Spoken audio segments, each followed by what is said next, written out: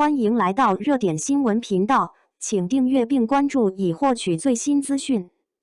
同样29岁，何宇侯明昊古装剧太炸了，观众直接破防，一针见血。今年暑期古偶这条赛道真的是卷到像把麻花拧成了电线。你以为大家在拼剧情节奏？不，他们在拼开播就要抓住观众眼睛的速度。你以为在拼演员阵容？也不，他们在拼同一批人会不会因为同龄、同风格、同档期而被迫同框比较。于是2026年暑期开播的两部古装剧，一部主打女频快意恩仇，复仇爽到底；一部主打男女主先婚后爱，慢慢磨出感情温度。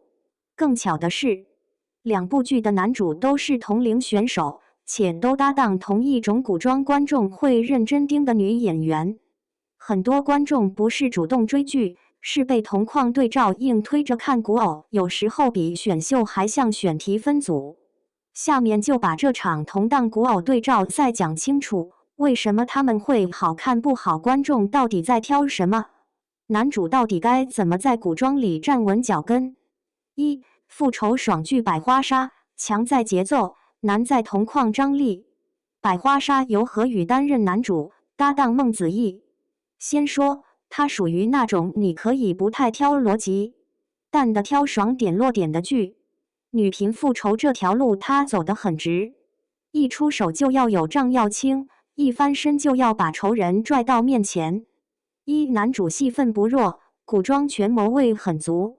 很多女频大女主剧容易出现一种情况，男主像装饰品，负责站在旁边散发他很重要，但他现在不说话的光芒。百花杀不太一样，他让男主的权谋戏份也挺重。何宇饰演的太子萧华庸表面并弱，但并不是那种纯靠滤镜撑氛围的纤弱。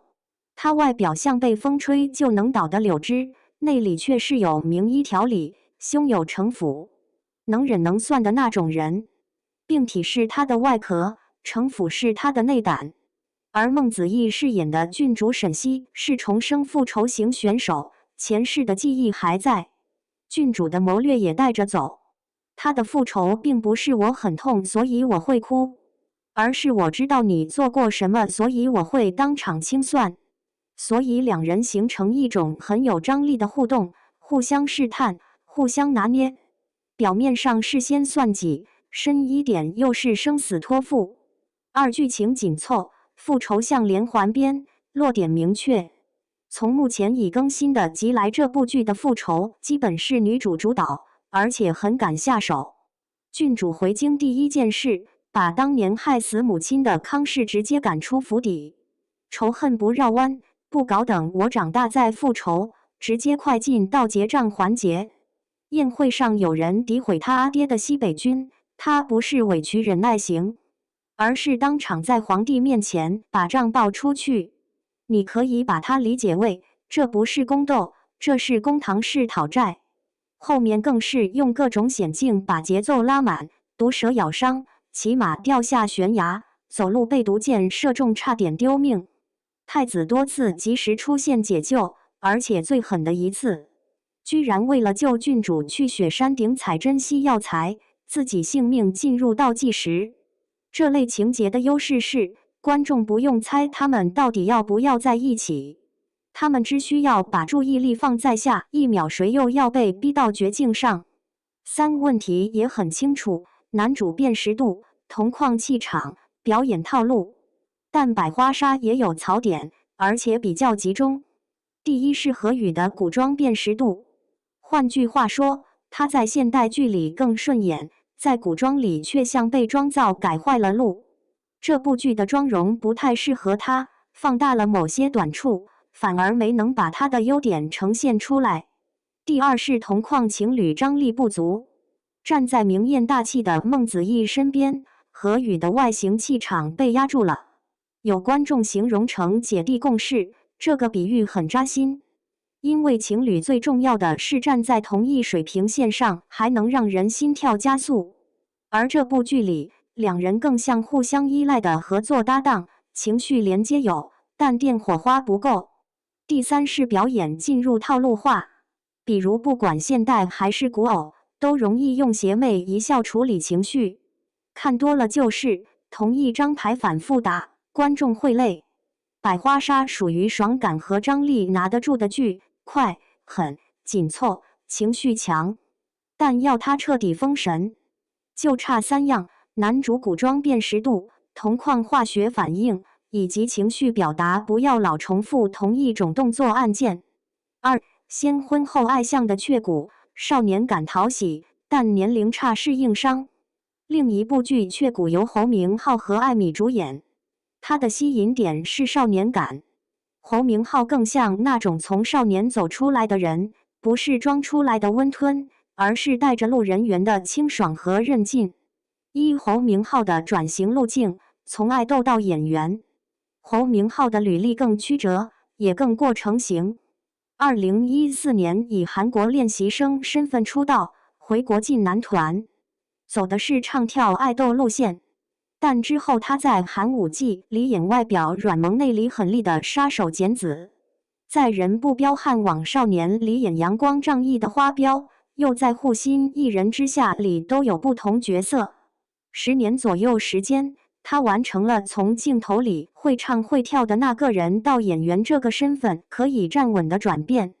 所以他在古装里并不只是摆造型，他至少懂得如何把角色的状态变成可持续的表演逻辑。2. 艾米的优势，少女演少女，有天然鲜活。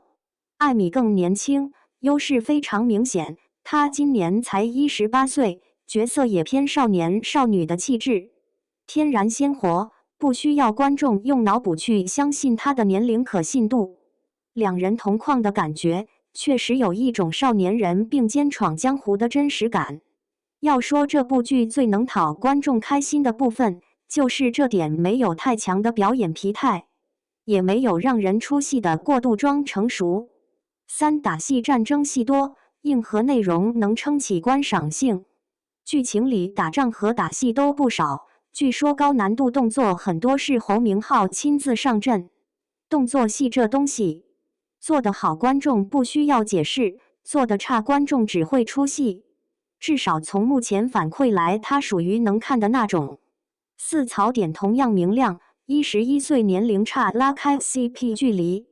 可雀骨的问题也扎得很直，从目前更新的4集来，侯明昊和艾米之间毕竟有11岁年龄差，剧里有互对打闹的戏，年龄差制造出一点趣味，但也会带来另一种效果。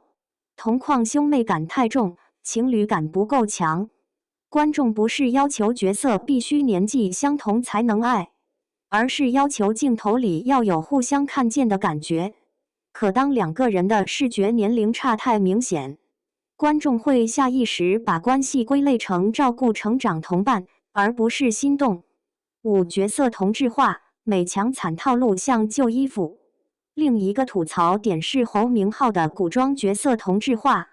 目前这也是背负血海深仇的美强惨路线，走得很熟练，但缺少新意。当观众已经看过太多仇恨压身的男主，他们会开始挑刺。你这次除了会忍、会狠、会受伤之外，还能不能带来一点不一样的气质？至少目前更新内容里，这种新鲜感还不够稳定。雀骨的优点是少年感和动作戏的撑场，观赏性还行，但想要先婚后爱的情感线真正成立，它需要解决情侣化学反应不足和角色新鲜度不够的双重问题。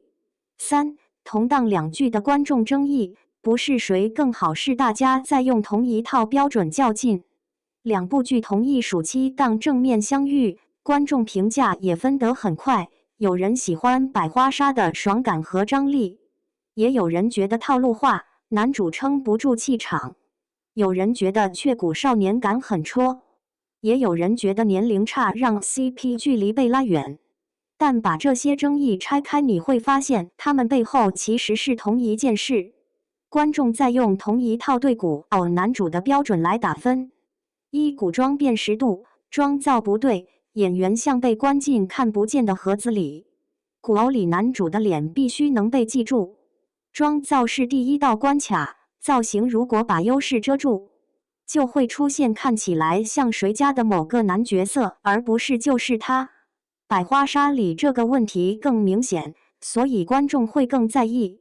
因为孟子义气场太强，何宇如果不够硬，铜矿立刻显弱。二铜矿张力，观众追的是关系，不是站位。古偶的核心不是角色会不会做任务，而是彼此之间的电。情侣张力不是靠台词堆出来的，是靠眼神、距离感、情绪节奏以及镜头里两人是否同频。百花杀被吐槽铜矿像姐弟共事，雀骨则像兄妹打闹，都是同一个结果。观众没看到我要靠近你的冲动信号。三表演套路，一招鲜吃到腻，就是雷点。无论现代还是古偶，邪魅一笑式处理情绪，如果没有新变化，观众很快会自动跳过剧情情绪部分，直接出戏。这也是为什么有观众会说百花杀越看越像在用固定按钮按同一种情绪。四角色心意，美强惨可以，但别一直同款。背负血海深仇的男主可以很带感，但如果后续没有新的行为逻辑，没有新的情绪爆点，没有新的成长轨迹，就会被观众认为同质化。雀骨的观众吐槽里，这点尤其突出。两部剧都能追，但观众会继续挑下一轮更卷的点，可能在情感兑现。现在两部剧都开播不久，仍然有追下去的空间。可不管你站哪边，你都会发现，真正决定评分和口碑的，不只是剧情有没有爽点，而是男主能不能在古装里站得住，能不能在铜矿里把关系做成真的，能不能让表演不要只靠套路。古偶这条路越来越卷，卷到大家拼的可能就只剩一件事：情感能不能兑现。复仇要爽，先婚后爱要甜，镜头里要有心动，不然观众就会像吃惯了重口味的人，你再怎么加辣，他也会问，这辣到底是为了味道，还是为了遮盖空心？接下来不妨继续看，谁能在更复杂的权谋关系里给出更扎实的情感落点？谁能让男主从搭档变成让人想磕的那个人？暑期档的战场还在继续，但胜负也许早就写在观众的眼神里了。